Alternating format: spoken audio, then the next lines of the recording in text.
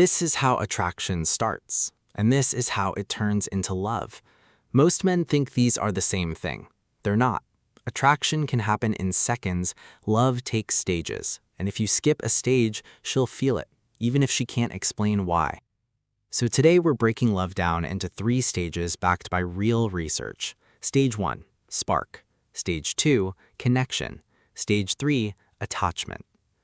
Stage 1, spark. Spark is biological. It happens before she's even consciously decided anything. First, your voice. A 2014 study on vocal pitch found women rate lower, slower male voices as more attractive, but only up to a point. Too deep reads as performative. The goal is calm, not theatrical. But why does calm work? Because nervous systems sync. This is called physiological linkage. When you're relaxed, the people around you borrow your state.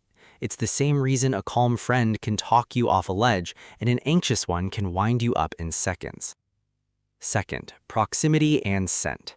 Studies on interpersonal distance show that comfortable closeness, inside 18 inches, not forced but earned through conversation, increases perceived intimacy. Pair that with a consistent, not overpowering scent, and you create what researchers call a positive association loop. She smells it, she's near you, her brain files the two together. Third, red. Multiple studies replicate the same finding. Women rate men in red as more dominant and more sexually attractive. It's subtle. It's not a silver bullet, but it's free. Stage 2, connection. Here's where most men lose her because they try to skip straight from spark to relationship. Connection is built, not assumed. In 1997, psychologist Arthur Aron ran an experiment that's now famous. He had strangers ask each other 36 increasingly personal questions, then stare into each other's eyes for 4 minutes. Several pairs reported falling in love. 2 got married. Why did it work? Escalating self-disclosure. Vulnerability shared in stages, not dumped all at once, signals safety. Each small reveal is a small risk, and every risk that gets rewarded with acceptance deepens trust. But there's a second layer. Aron ran another study, the famous bridge experiment, where men met a woman either on a stable bridge or a terrifying suspension bridge. The ones who met her on the scary bridge were far more likely to call her afterward. Why? Misattribution of arousal. Their racing heart from fear got relabeled by the brain as attraction. This is why shared novelty works.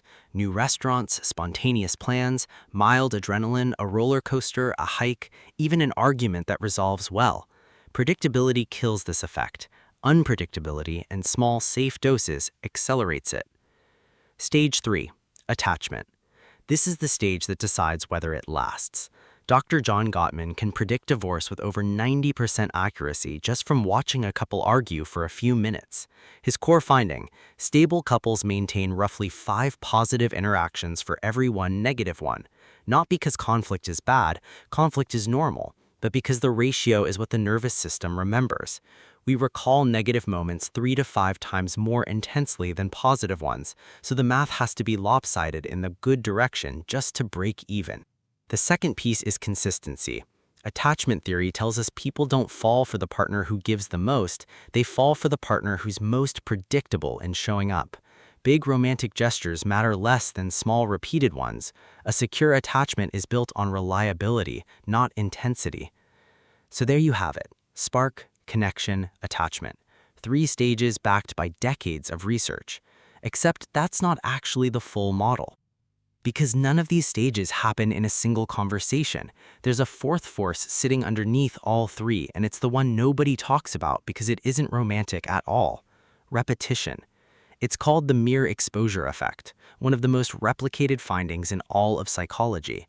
The more familiar someone becomes, without anything negative attached, the more attractive they become, not through effort, just through frequency. This is why the guy who shows up consistently in low-stakes, low-pressure ways over weeks, not the guy who tries to win her in one grand night, is the one she ends up choosing.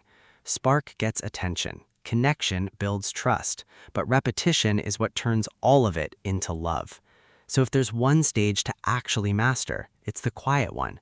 Show up. Stay calm. Do it again next week.